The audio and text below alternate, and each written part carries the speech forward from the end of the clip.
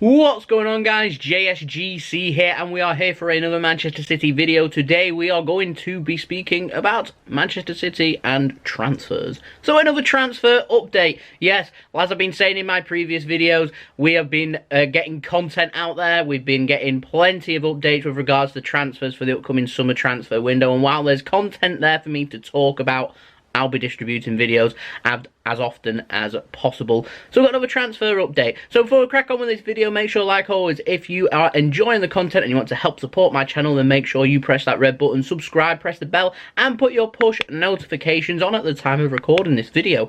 I am now less than 900 subscribers away from my target of 7,000 subscribers, so any help towards that will be much appreciated. And also, did you know 54% of my viewers aren't subscribed? So if you're enjoying the content, make sure you subscribe, press that red button, press the bell, and put your push notifications on. Don't forget, we'll also be doing daily transfer updates for Manchester City when the transfer window for the summer does indeed open. Don't forget also, social media links in the description below and popping up on screen if you want to go and follow me on my Twitter and Instagram. My email also in the description below too if you want to hit me up for any sponsorships for any videos or any general business inquiries. Don't forget also, leave your thoughts in the comments below what you think of this video and the transfers that City are getting linked with, and don't forget also, leave a thumbs up if you enjoyed this video. So without further ado, we're going to crack on with this transfer update because we've got quite a few stories to get through.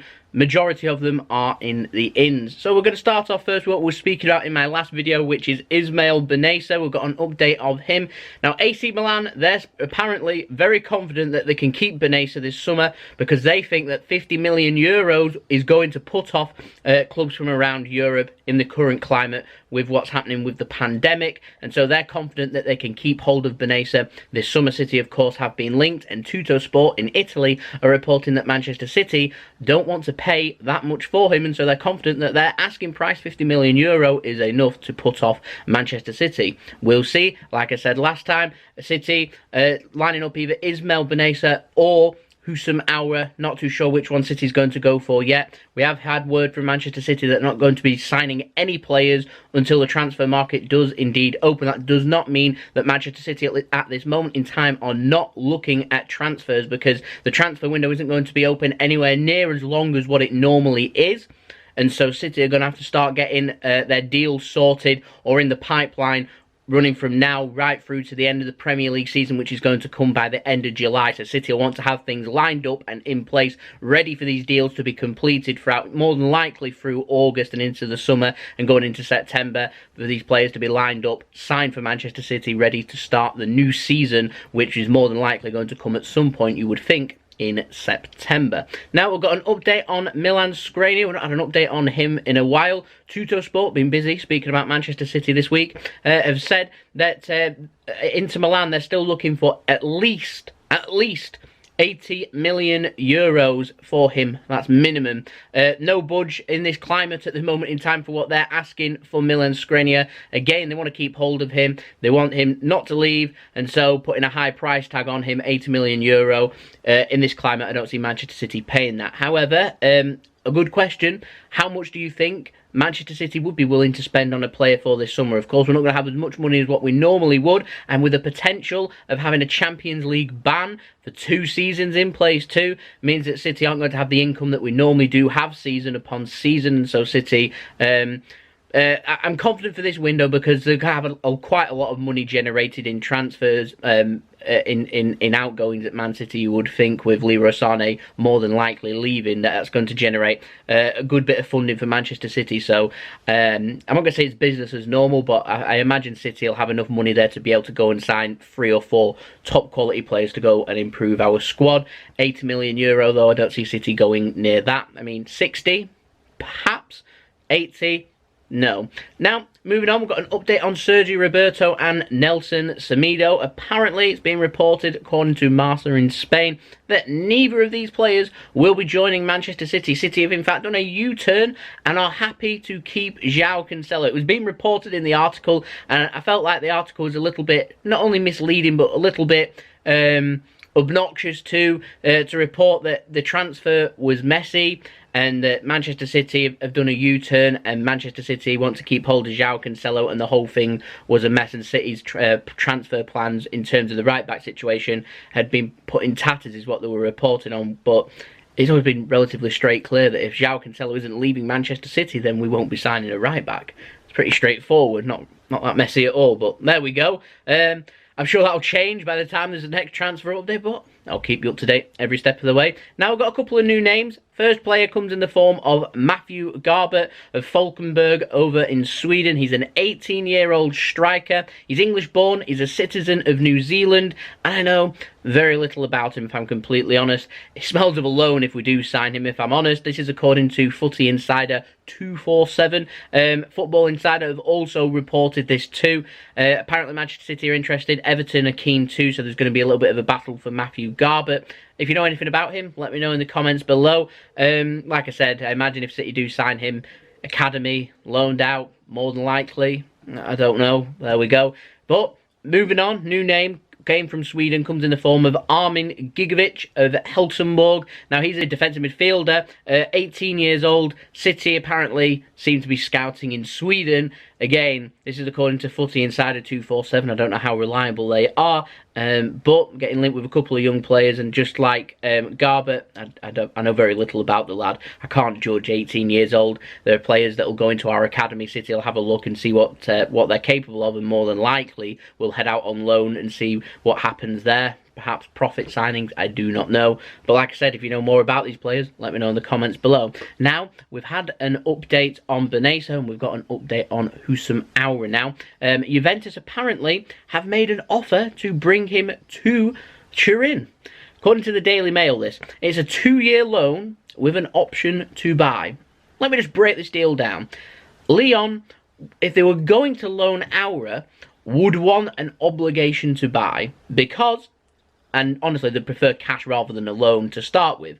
But they want money to be able to fund transfers for this summer for them to improve their squad. And they can get roughly around €50 million for Houssem Aouar. So I'm assuming they're looking at 1 or 2 quality players is what they'll be looking at with that money. And so they'd want that money to be able to spend. Not send him out on loan for a couple of seasons. So Lyon are getting very little for their player. But with no obligation to buy at the end of it, just an option to buy. I mean, they could send him out on loan for 2 seasons, either not make it Juventus, not be good enough and put other suitors off, or he might get injured again and put suitors off. Lots of things can happen in 2 seasons, and all of a sudden he's not worth anywhere near €50 million, and they don't get the money that they obviously value Houssem Aouar at.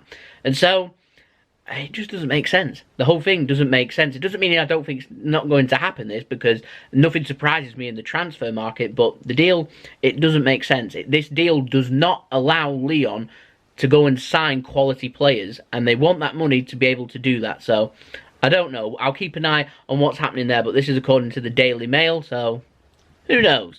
Now, we've got a new name, Alex Telles of FC Porto. He's a left-back, 27 years old. French source, Le Sport. They're reporting that Pep Guardiola is keen. However, Chelsea are also keen, so are PSG. Now, we all know that Chelsea, more than likely at this moment in time, will be signing Timo Werner. We know that they are looking at left-backs, and apparently Chelsea are closing in on signing Ben Chilwell, who is a player that City have had a look at previously, but Manchester City more than likely won't be signing Ben Chilwell due to the money that Leicester want for him. And it is being reported that it could be up to £80 million that Chelsea could be paying to sign Ben Chilwell. And so Alex Telles is getting linked with Chelsea. If they sign Ben Chilwell, that won't be happening. So City and PSG having competition. Now, the update from PSG's end is that they're willing to pay around 25 to 30 million euro, but FC Porto want more with lots of demand there. Like I said, City and Chelsea's names also being chucked out there, but Chelsea seemingly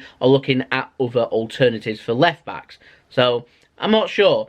If I'm honest, if there is, if FC Porto are wanting a transfer battle between Manchester City and PSG and potentially Chelsea too, City will not get involved in that and they will walk away. However, if PSG want to line somebody else up and sign somebody else, and Chelsea line up somebody else too, City might not have too much competition, and so Alex Telles then could become realistic. But at this moment in time, I'd say it's quite an unrealistic transfer, because FC Porto, they're simply wanting a battle for signatures. They're wanting a battle for more money, and so they're going to try and drum up as much interest. It reminds me of how Benfica do their business. They're always looking for linking fake news out there to get more and more interest, to try and strive for clubs to pay more money.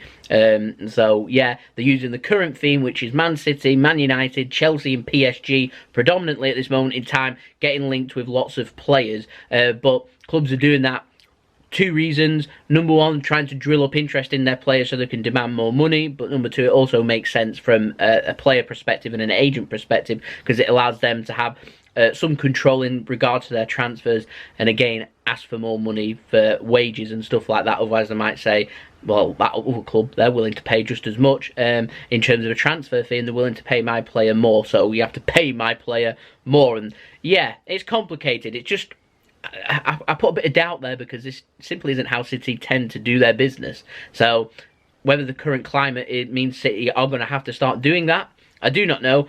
I imagine it'll be well thought out and strategic. I'm just hoping that City will sign solid players that will improve our squad. That's what I'm hoping for from this window. If that means signing 2 or 3 quality players, that's better than nothing. It's better than signing no players or signing players in the wrong position. So hopefully we can address the situation. Obviously looking at defensive cover, I think we all know we need centre-backs, left-backs probably 2, more than likely central midfielder, David Silva leaving. We're looking a bit short there, if I'm completely honest, and potentially a winger should Leroy Sané leave. Now moving on to the outs, quick story comes in the regard of Angelino. This is interesting. Mundo Deportivo in Spain, they're reporting Barcelona are having a look at Angelino this summer if they decide to make a move for a left back this summer. So if they're going to make a move for a left back, Angelino could well be that man. Now I'm going to presume that City is still looking for the 25 million euro that they've asked from Red Bull Leipzig, which is the price that they're wanting, not willing to pay. They're willing to pay half that. They're looking at around 11 to 12 million euro, which is half the value of what City are looking for. So it would make sense if a club was willing to pay 25 million euro, that City would then accept that offer. Now, Red Bull Leipzig, they have first dibs on signing Angelino, so if they're willing to pay that 25 million pounds, he will be their player. However, they're concerned about finances. Might the cash that they're getting for Timo Werner tempt them towards Angelino? I do not know, but if not, then Angelino could well be heading somewhere else. Obviously, he's a highly rated player, doesn't really suit the City system, but he's a great attacking offensive left wing back. And so, someone like Barcelona, it doesn't surprise me that Angelino, who's having a great time, by the way, in the Bundesliga, he's a fantastic player. Like I said, the only problem we've got at City is he doesn't suit the system, because if he did, he'd be fantastic. He'd be a great player to have, but it looks like more than likely he'll be heading elsewhere. And if I'm completely honest, he is a quality player. 25 million euro? Put this out there, I'd maybe be asking for a little bit more, because I think he is an exceptional left wing back. So yeah, there we go. So that's been the video. Hope you enjoyed the video. Don't forget, leave your thoughts in the comments below with these transfers. Don't forget, leave a thumbs up if you enjoyed the video too. You can also subscribe, it's free. Press that red button, press the bell, and put your push notifications on, aiming for 7k subscribers, so any help towards that would be much appreciated. Social media links in the description below and popping up on screen if you want to go and follow me on my Twitter and Instagram. And don't forget, also email in the description below if you want to hit me up for any sponsorships for any videos or any general business inquiries. Like I always say, like, comment, share, subscribe, and I'll see you all again for the next video. So I've been JSGC. I hope you'll have a wonderful rest of your day. I hope you're all staying safe and well too, and I'll see you all again for the next video. Peace. Ciao for now.